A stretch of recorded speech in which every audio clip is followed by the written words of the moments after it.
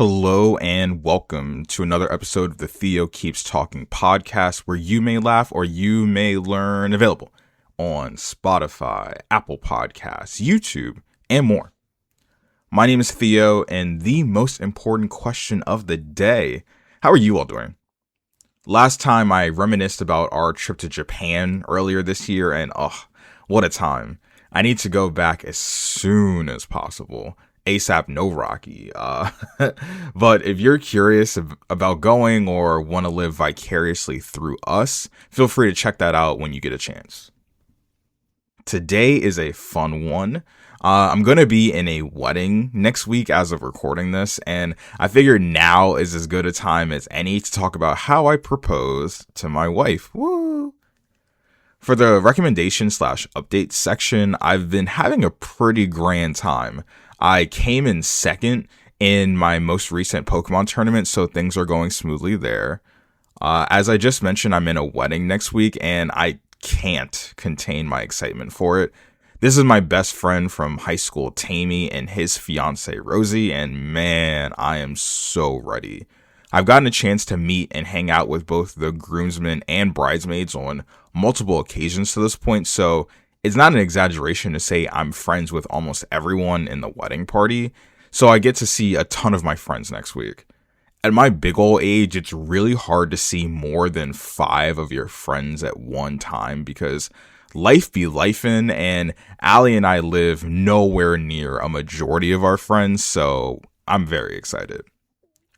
For the recommendations, I've got something slightly different. I don't know if I've mentioned this before, and when I had asked my friend of this app, they had called me old and said I don't go outside. But there's this app called Mixcloud, and my favorite producer on there his name is Cliff the Super Producer. I guess it's Cliff the Supa Producer, CLIFTHASUPA Producer. He makes these incredible mixes, all for the free 99, for the free ski. My favorite, since he has a lot, I have listed here, and they're titled in the app by date. So June 5th, 2025, July 18th, 2025. There's a Venue GPS. That's the name of the sponsor. Venue GPS. There's one around that same kind of summer 2025 time frame. And then there's one on October 1st, 2025, and they're all bangers. I just play them whenever I'm on aux and I don't feel like making a full playlist. I just go to these and I just play the mixes, and they do plenty good. So those are my recommendations for today, because in line with that, since it's my boy's wedding, on SoundCloud, he made a mix called Nurtured Radio, episode 1. It's actually spelled, instead of nurtured normally, it's NURTXRED radio. Tammy made this over 4 years ago now, and I love it so much. I played it the morning I proposed to Allie. I played it during the cookout after the wedding. I play it everywhere. Genuinely so good. So now it's story time. Let me tell y'all about the greatest relationship of all time. And trust, it won't be the only story you hear about this. I've had Allie on the podcast before, but the entire history of our relationship hasn't been formally documented before. So here we go. This is the story of how, where, when, and why I proposed to my now wife. Little Theo had no idea what was in store for him when he transferred schools in 3rd grade. There I met a good set of friends, but was first placed into the orbit of my now wife, Allie, all the way back in 2006. She was a grade below me, and in a small school, you learn everyone's name and face eventually. Truth be told, even though I had known of Allie since 3rd grade, she and I didn't become friends for quite some time. We went to the same middle school, and I had friends in her classes, but nothing direct with her. High school comes along, and for the first time in 6 years, we're going to different schools. I enter into a incendiary relationship that is only for developing the plot, and we're not going to get into that, but 10th grade comes along, and Allie is now at the same school as me again. Allie and I actually become friends from a rather unlikely source, the high school's co-ed golf team. Little Theo had gotten the advice from my mom that if I wanted to be a business major in college, I should also be good at golf. The summer after my freshman year, she signed me up for a golf camp at a local public course, and off I went. Let me tell y'all, golf has the steepest learning curve of any sport I've ever tried. I'll probably spend a whole episode on golf at some point, but my goodness, I was buns to start, and it was so frustrating. Eventually, the camp ends. I sign up for my high school team. There was no tryouts, and off I was. One of the key points about this being a co-ed team is that we had several women on our roster, one of them including Allie.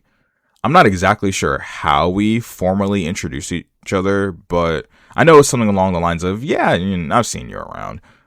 Some time passes and we're definitely familiar with each other by the end of my junior year. And ladies and gentlemen, I was then, at the end of my junior year, single. Ooh-wee, it is time for 17-year-old Theo to cook. He did not. I think something especially daunting about trying to be a respectful yet opportunistic single teenage boy is what happens when you don't have any good templates to follow. Tammy, my best friend, and getting married in a week, at the time, menace to society. Not a good example for me to follow whatsoever. Love him to death, but he knows. And so does my wife. My peers, even worse. I'm an only child. All of my cousins were in very different stages of their lives to be able to tell me how to spit game at my conservative Christian high school in the year of our Lord, 2014. So what do? Oh, nothing productive at all. The first misstep was pushing away all of my friends, including Allie, to go on some ego-driven crusade in the most inefficient way possible. Y'all remember Snapchat? Y'all remember the little ghost app? Well, someone needed to take it out of my hands.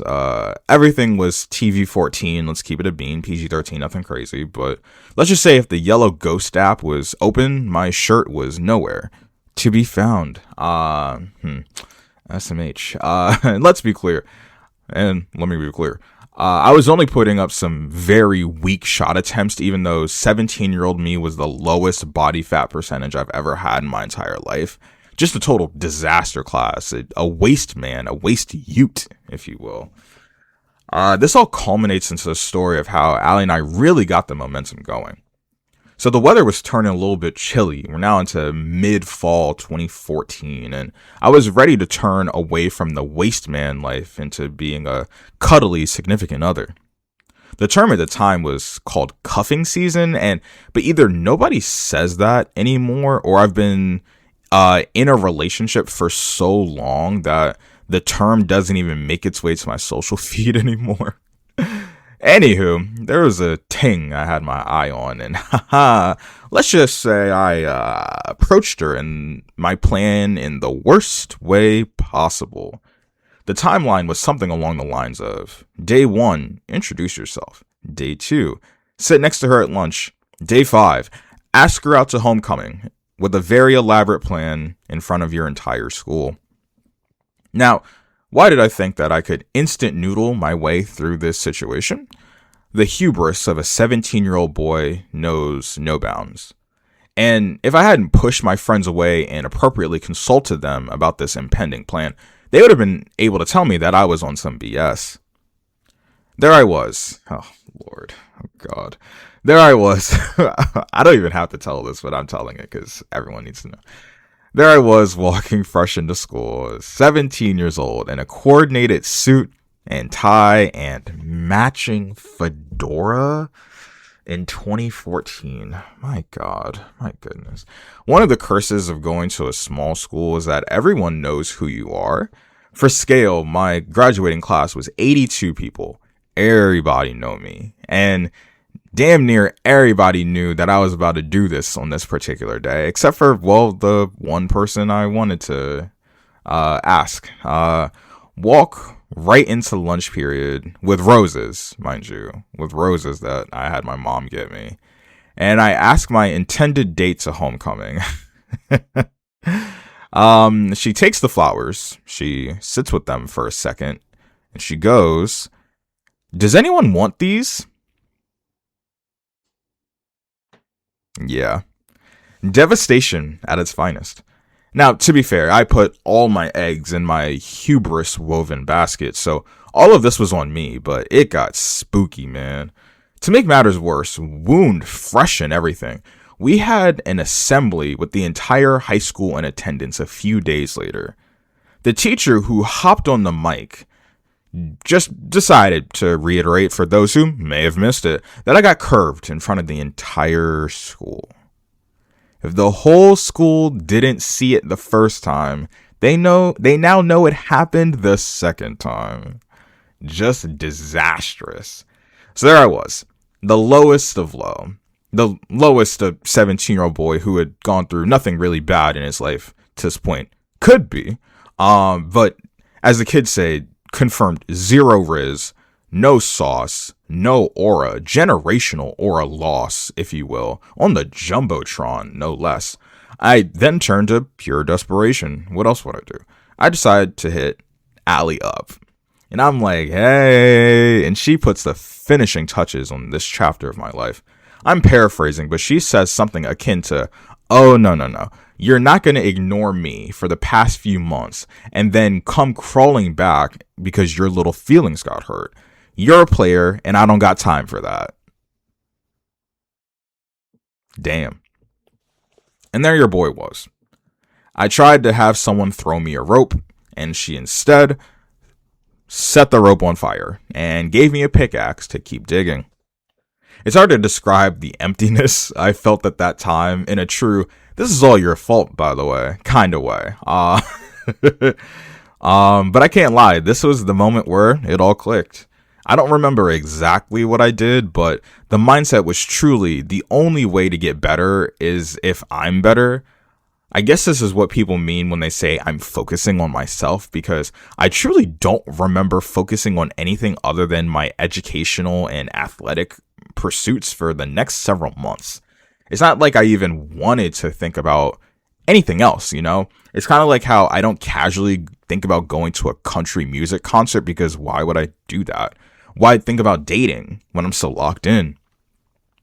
Time passes and it's golf season. At this point, I was actually pretty solid at golf. I had worked with a swing coach in the off season, been putting the work in, and I was ready.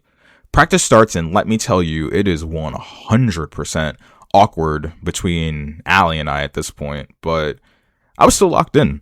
A cool note for this season was that Allie's dad was serving as an assistant coach, so the family was around, but the vibe's still a bit sour. There's an underlying plot point to this golf season, that being prom.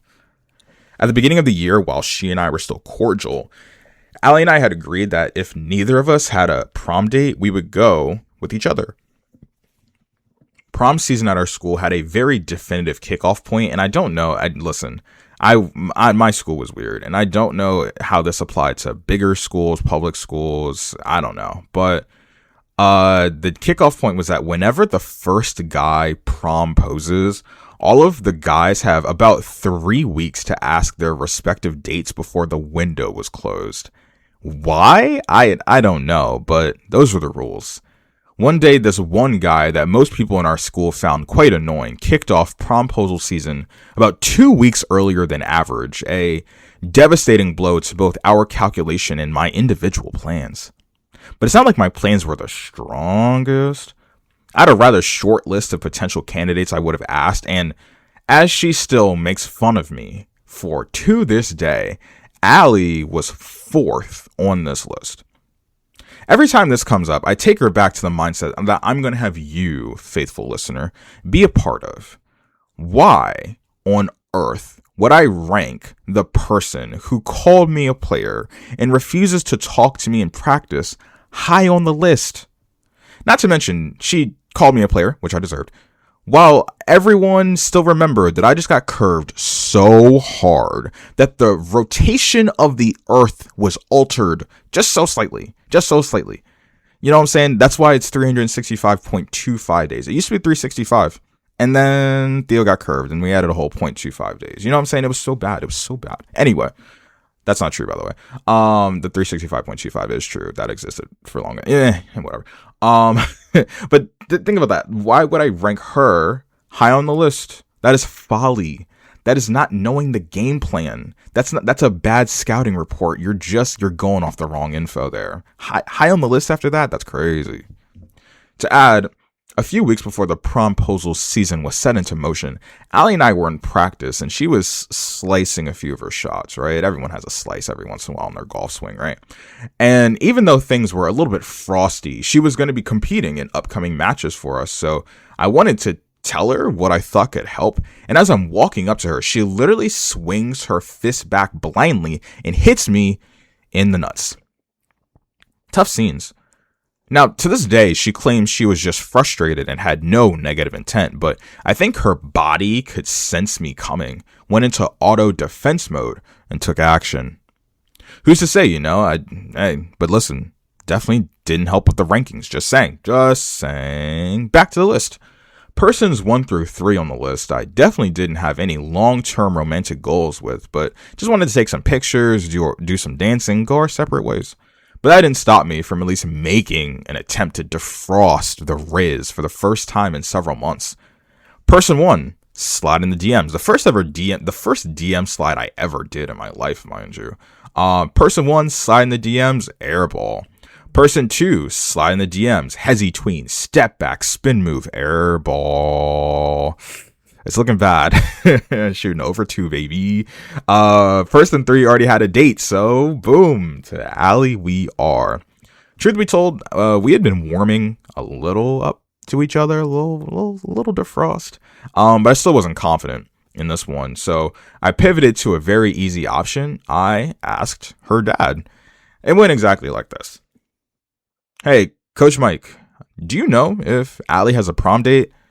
Yeah, she's already going with insert name here. Boom. Done. Painless.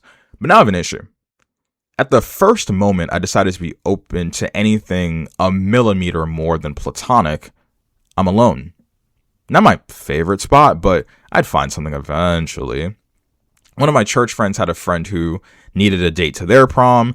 We agreed that I go to her, she go to mine. So win-win, like a little home and away that you do in like college football and stuff, right? Over the course of the next few weeks, Allie and I are actually mending the pre-existing relationship that we had. Actually interacting in the hallways at school, actually talking and making jokes at practice. Things are trending well heading into prom that we aren't going together for. One moment that really stands out in the prom lead-up journey was our first playoff match for our golf season. I was on a heater heading into playoffs, but the year before I didn't play too hot in the playoffs, so I was a little bit nervous. Hole 1, I absolutely sell. Hole 2, it's looking the same. I flub the tee shot. Bro is selling. The lights are too bright, even though it was very cloudy that day.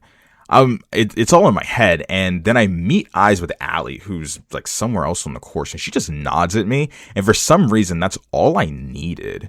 To finish out that hole in the next 8, I shoot a combined 3 under. I don't even know what that was, but she gave me the sauce that I needed. Real milestone moment, We win our semifinal playoff match, even though I play like a 2-pack of ass, because Allie wins her match and she clutched up. And that's on to the championship. Now, I had quite the week ahead of me. On Wednesday of championship week, I got my braces taken off. Championship match was on Thursday. The public school prom at my date school was on Friday. And then my school's prom was on Saturday, which was a total whirlwind. Braces off Wednesday. I'm plus 100 aura going into the championship. We were going up against a team that was so much better than us that coach was just saying, have fun for real. And fun, I did have. Best match of my life. I win my head-to-head with a kid who won the individual championship on our conference. Basically, he was the best golfer that year of all the private schools, which was crazy. And I won my head-to-head. I think I was so at ease because I was certain we were going to get bodied that I shot a 37 through 10 holes, which unreal. I have not achieved that level of flow state in golf since. I was at 32 through 9 holes, which obviously is 64, pace, which is crazy. This was at Eisenhower Golf Course. I don't even know if Eisenhower's still open. I remember they closed it for a little bit, but 37 through 10 is a pace I haven't even come close to. Not even a little bit. But hey, we got blasted as a team. Didn't even come close. I'm pretty sure I was responsible for all of the points that we scored in a match play setting. But yeah, I had fun. Listen, I was in flow. It was beautiful. Friday prom comes around, and it was like night and day to my typical private school Christian prom. And I guess I haven't mentioned this before. I ended up going to like 5 proms. 5 of them. I went to 2 with my previous girlfriend. Then I went to 2 this year in particular, in back-to-back days. And then I went to the one after I'm with Allie, because she was still in school. So yeah, 5 proms. Can I tell you that it was worth it? No. Not at all. Not even a little bit, actually. No. If my child, gender notwithstanding, is like, I want to go to 5 proms because you, dad, went to 5 proms, I said, you're going to get 2 max, and the second one you're paying for half, because it's just not worth it. I don't know why my mom was so open to this idea. I don't really know. Besides the point. Yeah, public school prom, totally different. The first 2 proms that I went to with my first girlfriend, we were on time. We got some pictures, got some dinner, spent the night together. TV 14, nothing happened. Trust. But the public school, these couples were getting there late, just taking pictures, going to prom in the same ride, and then not speaking to each other again for the rest of the night, which was wild. My date was a nice lady, but the chemistry was on 0, which is fine. I was not planning to be dating anytime soon, really. I had already planned on going to school in Philly, so anything long distance didn't appeal to me in mid-May of 2015. Another note about public school proms is that the music is serious. This was around the peak SoundCloud era where there were just remixes of popular songs. I remember when I had heard the Post to Be remix and Just Turn It Up. Everyone in my group was looking at me like I was crazy because I hadn't heard it before, but I was having the time of my life just dancing by myself. My date didn't dance, and I didn't care. I was going crazy. I still have all the remixes I heard that night on my SoundCloud. Like, literally, they're all still there. I think it was like F Up Some Commas by Future. That had a remix it was like Big Sean and Rick Ross, I think. I have that. They had Royals by Lorde had a remix with Rick Ross on it. I have that on my SoundCloud. Post to Be already mentioned. Who Do You Love had I think Trey Songz was on it. Had a little remix. I'm like, I don't know what's happening, but I'm having an incredible time at this prom. I'm just turning up by myself. I really don't care. But not even 24 hours pass, and we're off to my school's prom. New outfits, new crew of people, and way worse music. Just terrible. Total shame. But here is where Theo shines. Earned It by The Weeknd comes on. Crazy song choice in hindsight. They're like, hey, no grinding, no twerking, no throwing ass in a circle, but we can play the main song from 50 Shades of Grey as a slow dance. I don't know who was in the decision-making committee, but that's crazy. That is crazy. But hey, Earned It comes on and everybody's slow dancing. My date and I just so happened to be right next to Allie and her date. And in my head, I wanted to dance with Allie, but I knew that's a crazy move to pull. But I wanted to get the message across. So I steal Allie's date and I start slow dancing with him. Power move. Total power move. The rest of the night was what it was. TV 14. But the very next day, Allie and I are texting nonstop. I'm in there. I'm not sure how much more time passes post-prom. Anyway. But things are going real smooth. When Allie drops a bomb in the chat, she tells me she likes me. Look how far we done come. Now it's decision time on my end. Ball's in my court, right? On the one hand, I'd personally vowed not to get into any long distance relationships right before college because I didn't feel equipped to be the best boyfriend possible. On the other hand, Allie was exactly what I was looking for in a significant other: kind, funny, smart, golf, strong, family ties by Baby Keem, and culture. And it was a long decision-making process, kind of like LeBron, right? Eventually, on June 30th, 2015, as she's sitting on her parents' steps, it's about 11:06 p.m., mind you, and I'm about to leave her house. I ask her to be my girlfriend. She nods yes, and it's time to build something incredible.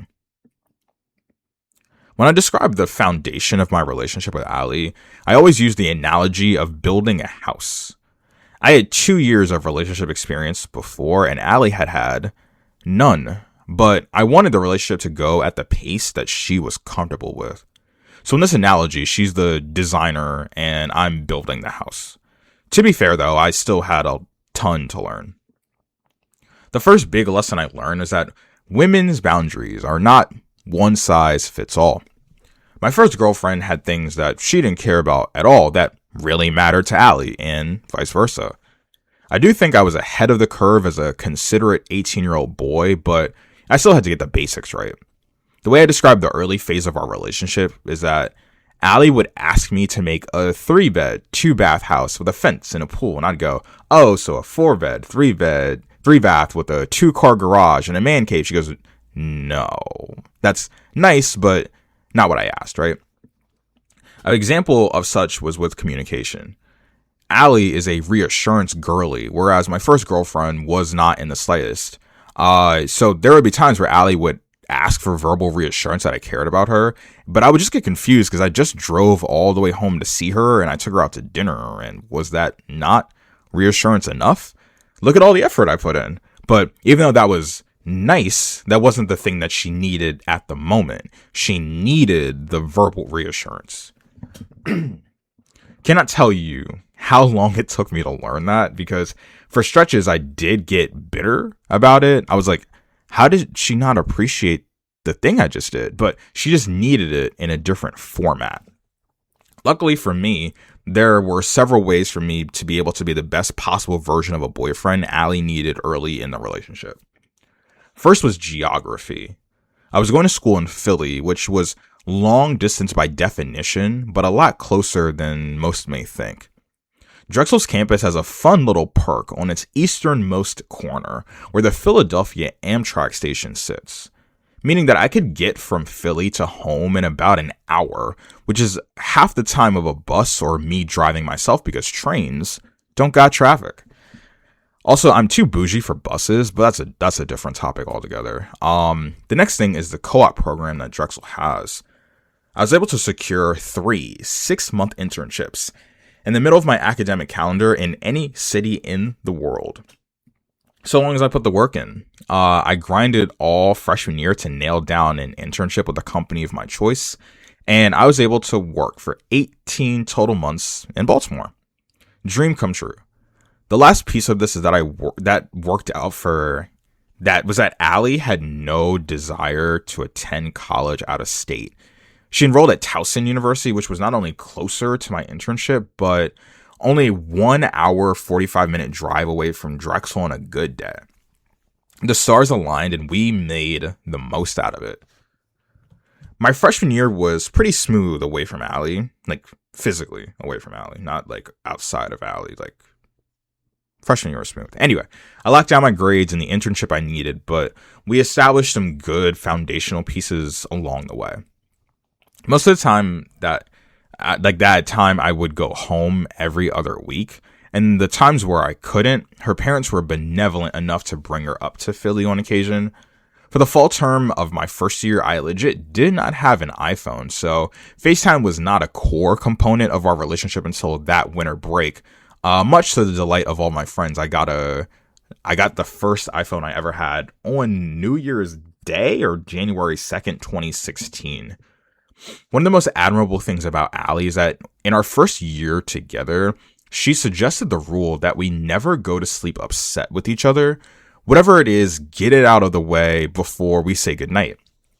Very impressive. This combined with the other core goals that we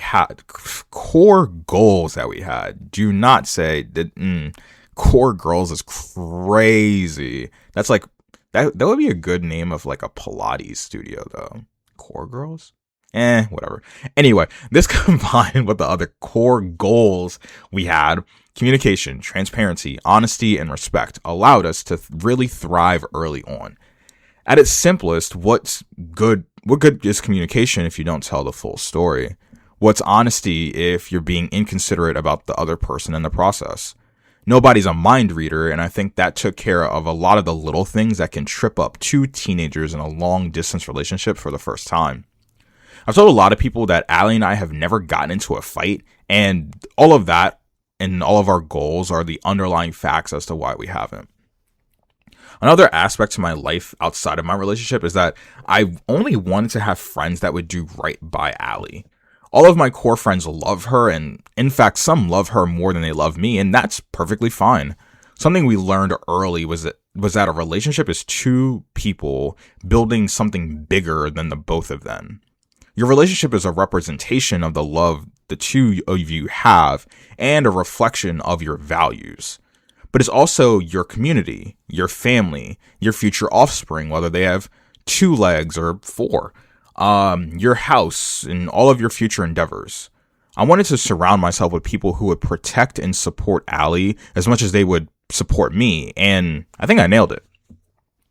Another thing I love about Allie is how she gets me to try and eventually love things I could never even think of. She was the first person to show me how to use chopsticks, and which led me to eating at this Japanese restaurant on campus all the time. R.I.P. Kozara. I will never forget you. I will never forget you, Kozara. Allie introduced me to so many more anime, types of animals, music, everything. Of my favorite restaurants in Maryland, Allie showed me Nando's, Honey Pig, bubble tea as a concept. My goodness, she's introduced me to so many of my favorite things, and I'm just so appreciative. Something I don't want to miss is how early on we said we loved each other. I'm pretty sure it was before I even went off to college, which was 2 months in.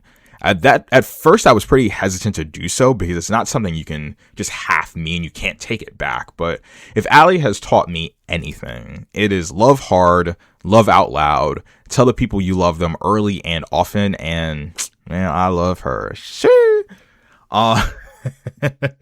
Year 2 of our relationship was actually pretty easy from what I remember. Allie was in the marching band at Towson, and I was starting my internship in Baltimore, and my schedule allowed me to see her every Thursday night, and then I'd go with her parents to her games on Saturdays. I got to know her college friends, no real complaints.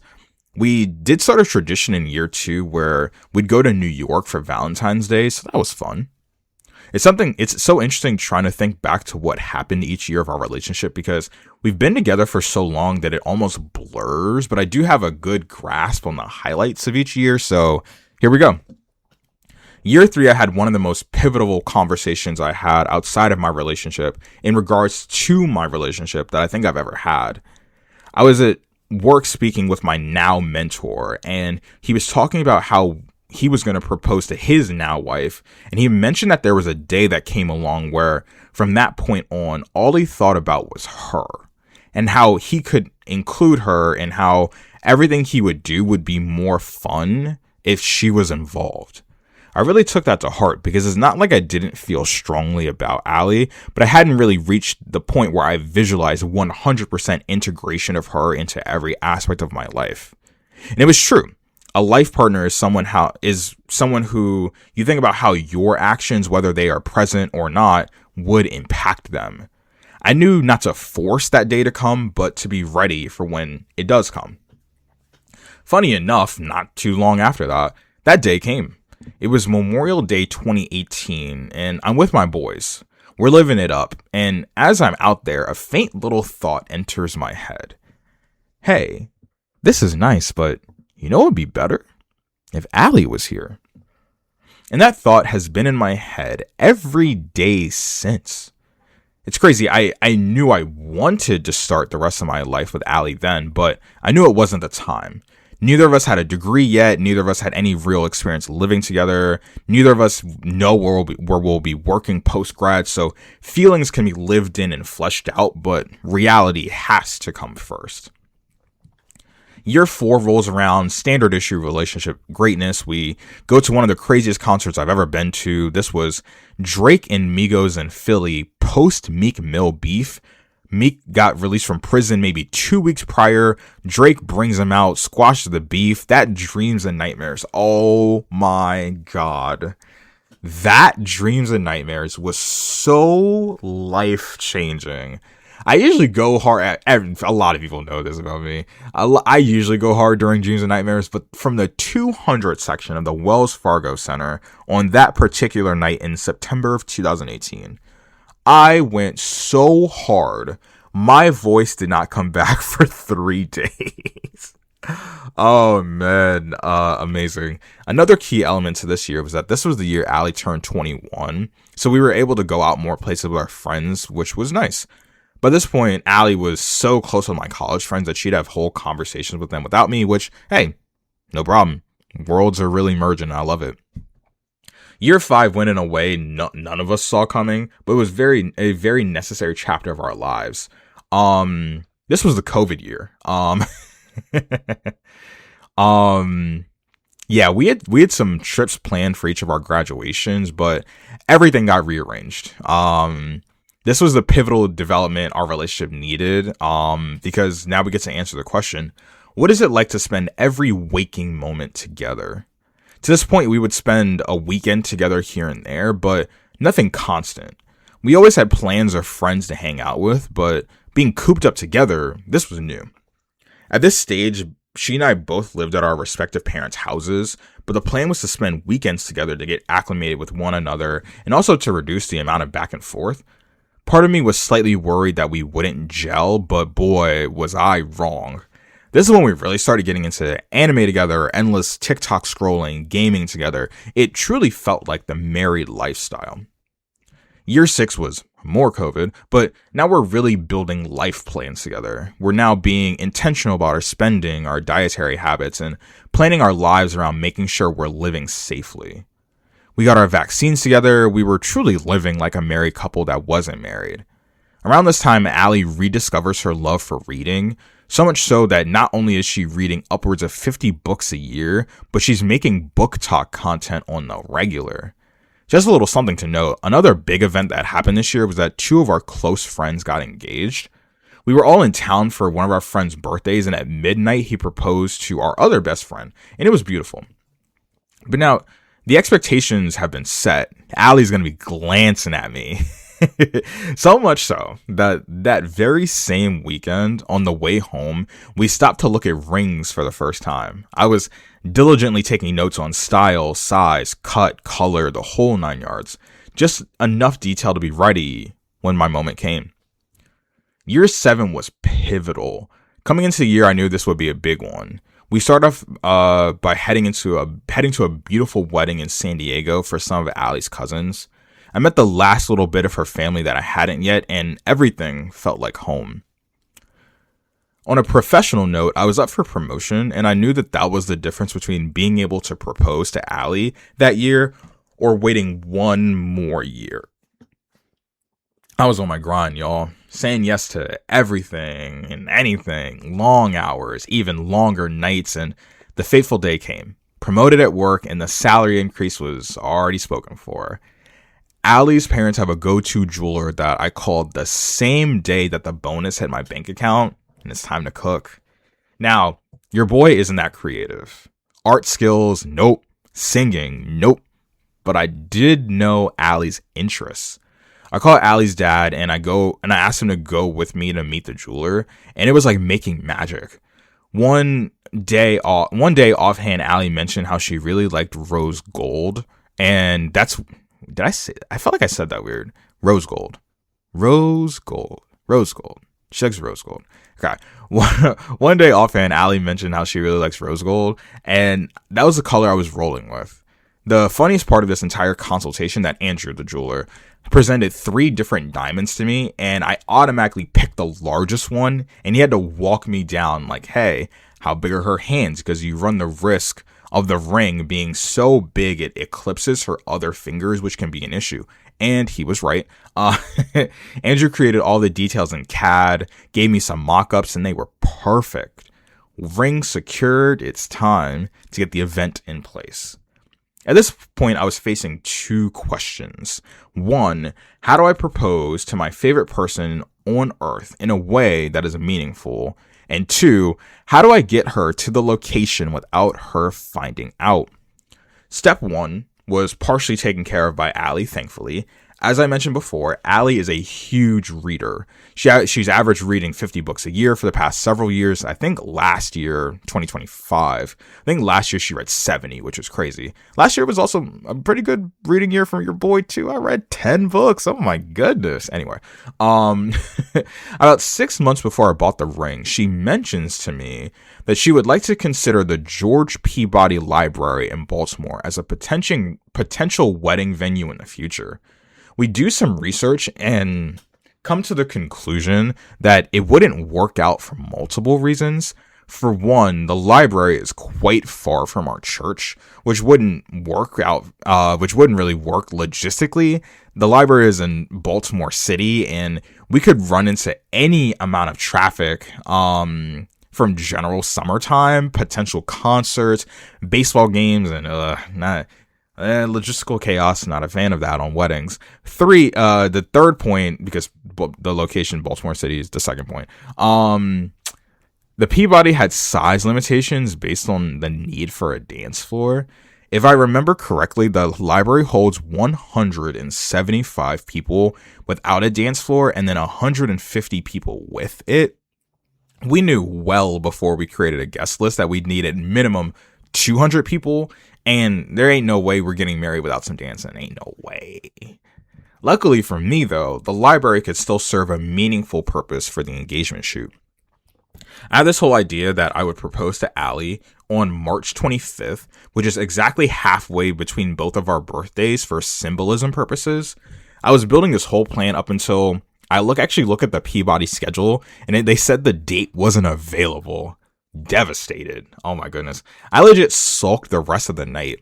My mom was consoling me, and then I didn't even tell them. And this is just something so beautiful about like having friends for life. My boy Kit called me, and he didn't know he didn't know what was wrong. He just knew he needed to call me. He had not talked in a little bit, but he just called me, and he goes like, "You good?" And I'm like, "No." And then I told him the whole story. He collected me up in my pool of pity and just said, "Hey, pick the day that's closest to it. You'll be all right." All right. So I called, thankfully for me, the day before, March 24th, the day of this episode. The title of this episode. That was available for private photo shoots. The next step was to secure a photographer. Allie's family has a photographer, Valerie Michelle Photo on Instagram. All one word, Valerie Michelle Photo. She's incredible. Val, who they've used for everything, for the last 10 years. I hit her up, and crazy enough, she was already booked for the day, but she did have a recommendation. Her name was Mel, and Mel was ready for the job. In my head, this works out because Allie wouldn't immediately recognize her, and I can keep the moment a little more mysterious, a little mysterious. Step 2 is now getting Allie to the venue, but also ready for a proposal shoot. I do have some advantages. Allie, for as brilliant as she is, in 2023 was not perfect with directions. Did she know the Peabody is in Baltimore? Yes. Did she know how to get there? Nope. Great start.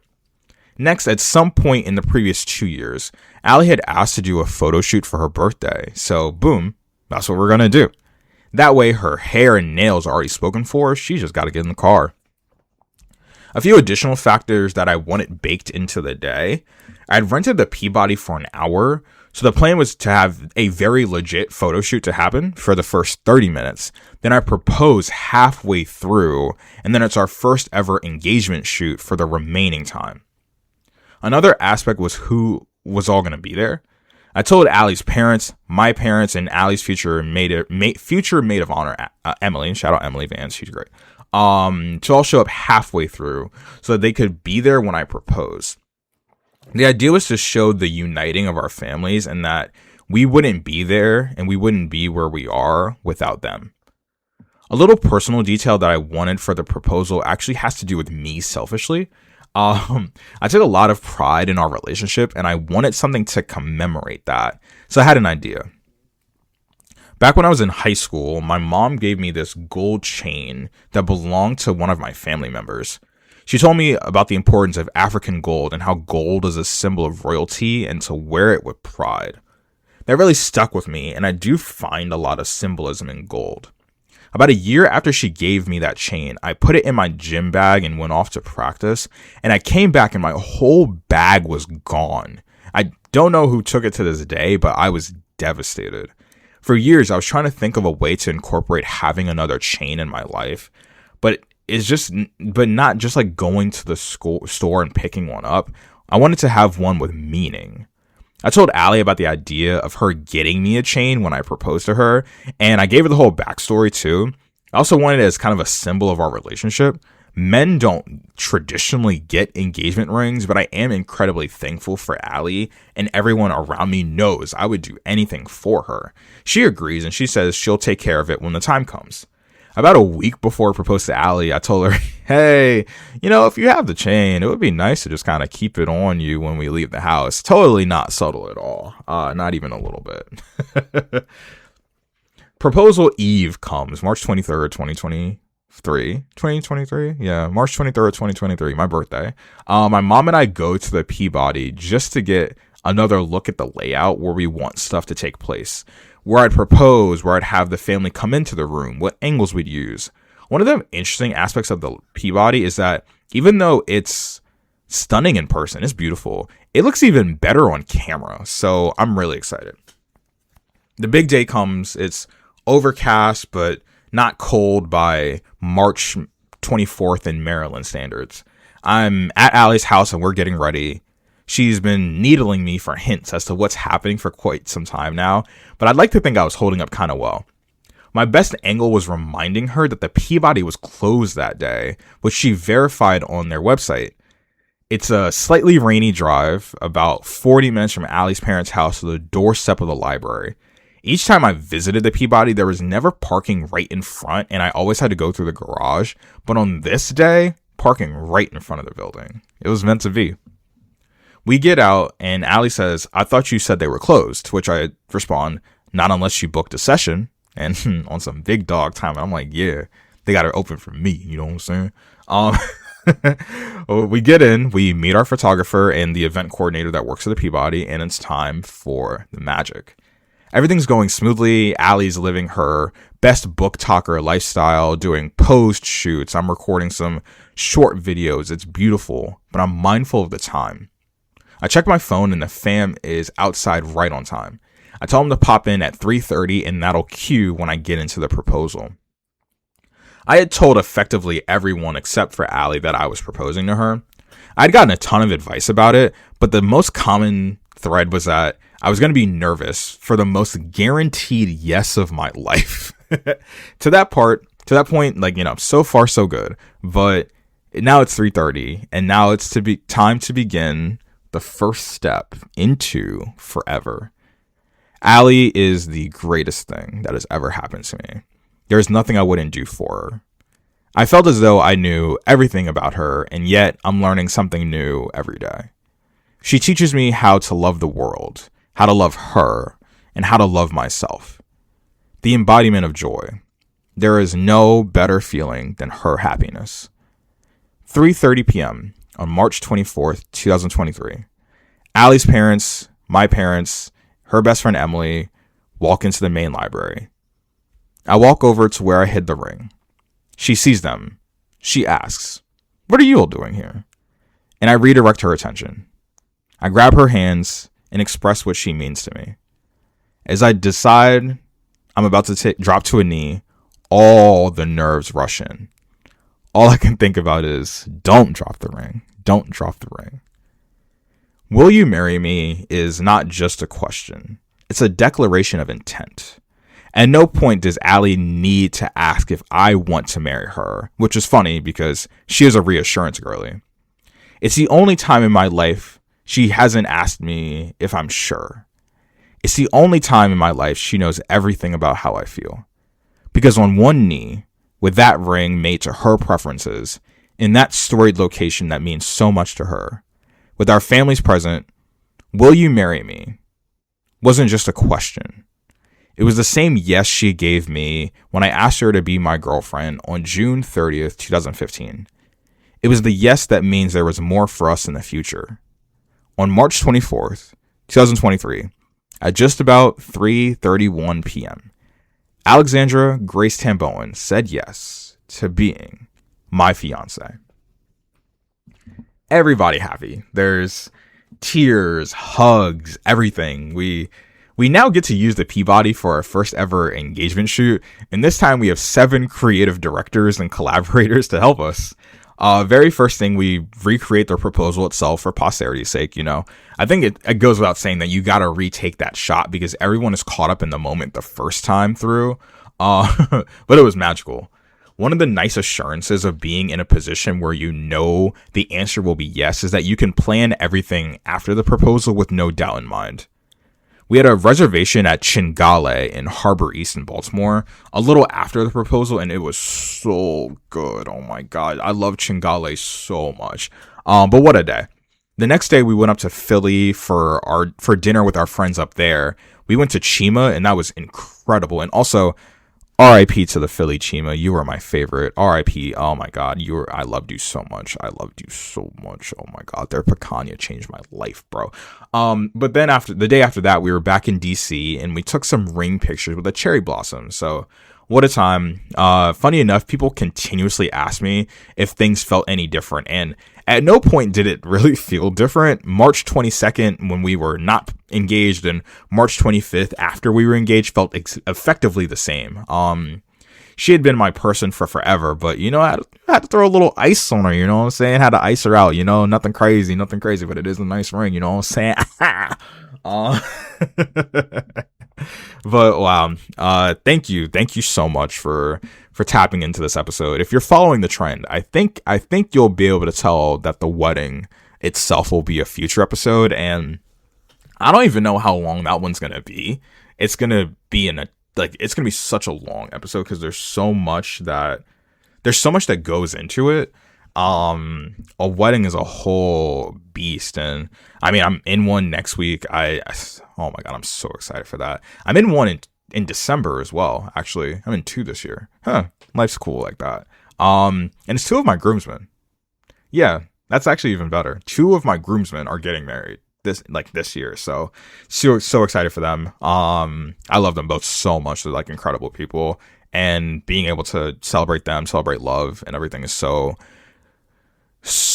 incredible. Life is supposed to be like that, have people around you that you love and you can just pour into them and be a part of their journey as well. So I'm going to take you guys through my journey with Allie, the wedding process and all of that soon. And I did mention when I restarted the podcast that there's another series that I've been working on kind of in the background. I think that actually might come before the wedding episode for this series, and I think ultimately we will see when it all comes out. Like I said, I have a wedding next week, so I will not be recording next week. That's for sure. But hey, tell everybody outside, it's Memorial Day weekend, but it's supposed to rain, so I kind of feel bad. But hey, go outside, touch some grass, give someone a hug, consensually, give them a hug.